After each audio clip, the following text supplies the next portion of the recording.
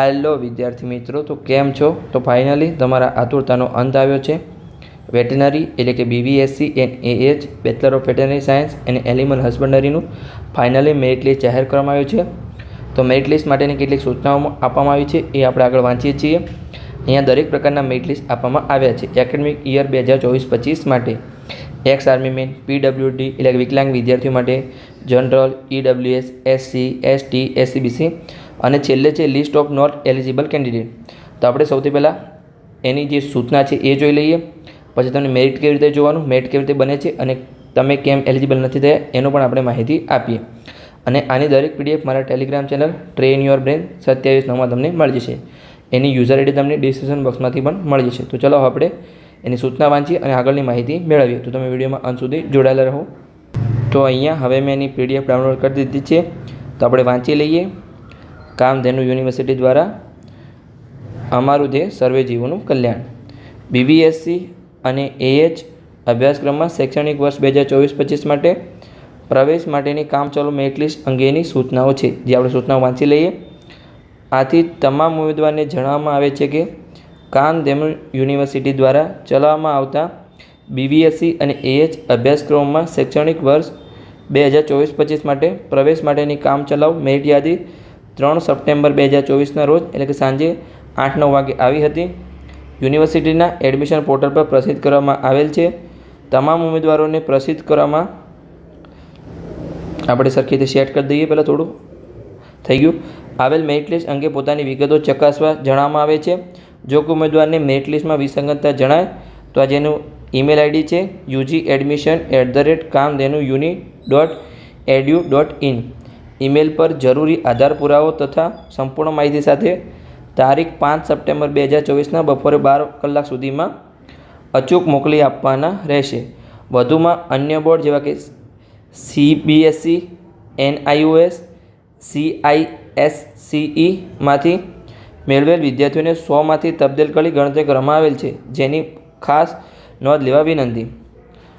Final merit list પ્રસિદ્ધ થયા બાદ ઉમેદવારની કોઈપણ પ્રકારની રજૂઆત ગ્રાહ્ય રાખવામાં આવશે નહીં, જેની દરેક ઉમેદવારોએ નોંધ લેવા જણાવવામાં આવે છે.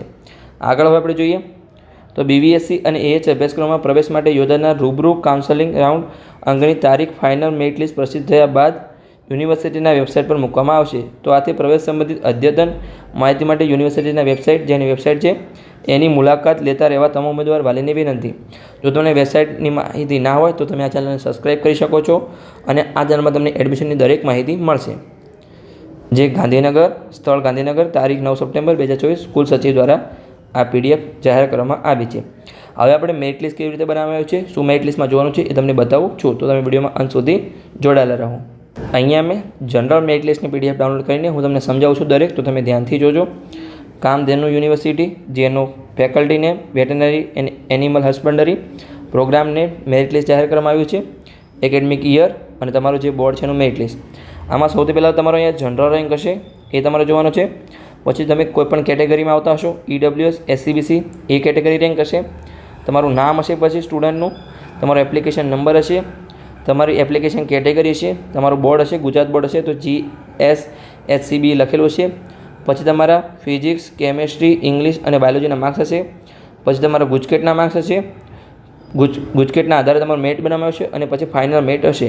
હવે તમારું મેરિટ લિસ્ટ કેવી રીતે બનાવવામાં આવ્યું છે હું તમને અહીંયા શીખવાડું છું. ધારો કે આપણે 120 માર્ક્સનું ગુજકેટનું પેપર હોય છે, તમે એમાંથી 118 માર્ક્સ મેળવ્યા છે, તો તમારે 100માંથી એમાં કન્વર્ટ કરે છે તો 100માંથી કેટલા બનશે, તો આના આધારે ધારો કે એના આધાર પર મેરિટ બનાવવામાં આવ્યું છે. તો આપણે મેરિટ શોધવું હોય તો શું કરીશું, અહીંયા આપણે મેરિટ બરાબર આ 100 ગુણ્યા 118 એટલે કે 100 ગુણ્યા તમે જે માર્ક્સ મેળવ્યા એને આપણે X કરીએ અને ભાગ્યા 120 તો તમારું મેરિટ તમને મળી જશે. અહીંયા Xની જગ્યાએ તમારા માર્ક્સ લખવાના છે જે તમે ગુજકેટમાં મેળવ્યા એ. બોર્ડના આધારે તમારું કોઈ પણ મેરિટ એડમિશન વેટરનરીમાં આપવામાં આવતું નથી. એગ્રીકલ્ચરમાં બોર્ડ અને ગુજકેટ મિક્સ આપવામાં આવે છે. અહીંયા ઓનલી ગુજકેટના આધારે તમને એડમિશન આપવામાં આવશે. તો તમારે વેટરનરીમાં એડમિશન લેવા માટે ગુજકેટમાં સારા માર્ક્સ હોવા જરૂરી છે. આના તમારું મેરિટ બનશે. જુઓ અહીંયા આ વિદ્યાર્થીને 115 માર્ક્સ છે, આને પણ 115 માર્ક્સ છે અને આને પણ 115 માર્ક્સ છે. તમે મેરિટ જુઓ તો ત્રણેયના મેરિટ સમાન છે. જુઓ ફાઇનલ મેરિટ એમને થિયરીમાં થોડા અલગ અલગ માર્ક્સ છે. જો આને ઇંગ્લિશમાં 49 માર્ક્સ છે, આને 75 માર્ક્સ છે અને આને 89 માર્ક્સ છે. તમે જોઈ શકો છો.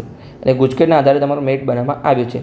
હવે મેરિટ લિસ્ટમાં ઘણા વિદ્યાર્થીઓનો સમાવેશ નથી થયો. કેવી રીતે નથી થયો એનું હું પણ બતાવું છું.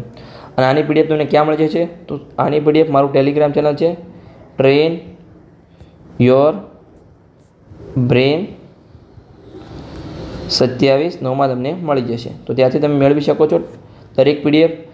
આપણે દરેક મેરિટ પ્રકાર જનરલ, EWS, SCBC, પછી તમારે PWD હોય, એક્સ આર્મી મેન હોય, નોટ એલિજિબલ વિદ્યાર્થીઓનું પણ લિસ્ટ ત્યાં તમને મળી જશે. તો ચલો હવે તમને હું સમજાવું છું કે નોટ એલિજિબલ કેન્ડિડેટનું લિસ્ટ કેવું છે અને કેમ તેમને મેરિટ લિસ્ટમાં સમાવેશ થયો નથી. તો ચલો હવે એ આપણે જોઈએ.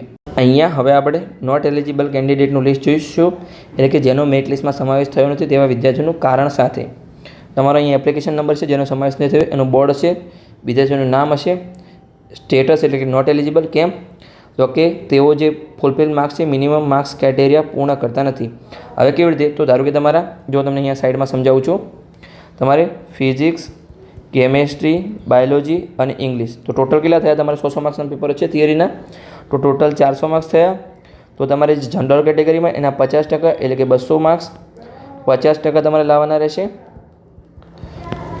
અને તમારે જે અધર કેટેગરી હોય, રિઝર્વ કેટેગરી એટલે કે EWS હોય, SCBC હોય, OBC હોય, એ કેટેગરીમાં તમારે 47.5% એટલે કે 190 માર્ક્સ લાવવાના હોય છે. પરફેક્ટ આંકડો મને યાદ નથી 47.5% કેટલા થાય, પણ 190 તમારે લાવવાના હોય છે. તમે 400ના 47.5 કરશો એટલે તમને આઈડિયા આવી જશે. તો એ વિદ્યાર્થીને 190 માર્ક્સ હતા નહીં. તમારે એડમિશન તો ઓનલી ગુજકેટના આધારિત થશે, પણ તમારે મિનિમમ એડમિશન લેવા માટે આટલા માર્ક્સ હોવા જરૂરી છે. એડમિશન ગુજકેટના આધારે થશે અને તમારે ક્રાઇટેરિયા આ પૂર્ણ કરવો પડશે.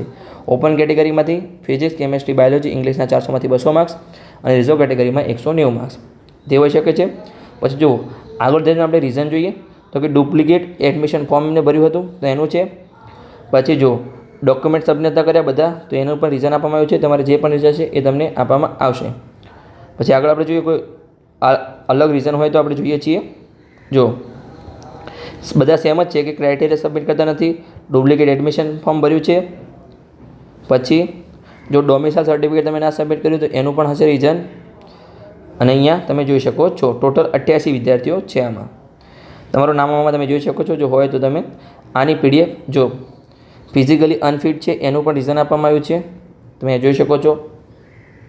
પછી આગળ આપણે જોઈએ કોઈ અલગ રીઝન હોય તો, બસ બધા સેમ જ રીઝન છે.